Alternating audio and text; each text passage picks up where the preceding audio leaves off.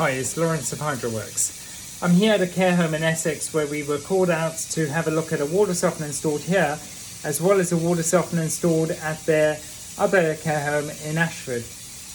And we've had a real challenge on this specific site.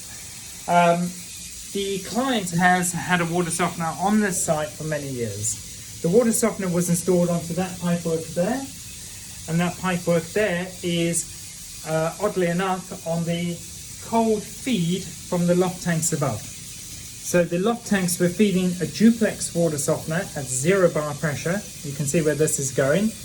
And that softened water was then theoretically going to feed these two hot water cylinders. Of course, we all know water softeners can't work on 0 bar pressure, so nothing worked. All that happened is they ran out of water, they lost all flow rate, and the care home found themselves in a real pig of a situation because everybody passed the buck at each other. Everybody was blaming each other, and for years the softener has sat on the side there, disconnected, wasting away, and a real mess. So we were called in to have a look at it.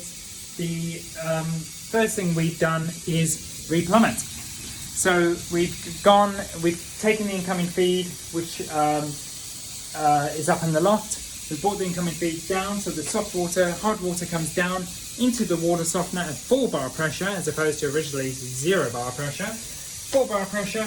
We fitted a new bypass set with a soft water draw point. We've gone up to the loft tank to make sure that the water softener then feeds the tanks up in the loft, and sure enough we found another mess up there because the 6 tanks up there had multiple feeds going to them and none of them were in line with each other. Yet they all left at one final, came out at one final point. So we've replumbed that so that the water goes from one tank into the other, into the other, into the other, so we get a constant flow of water through the tanks. And then the softened water comes down the original pipe and into the hot water cylinders.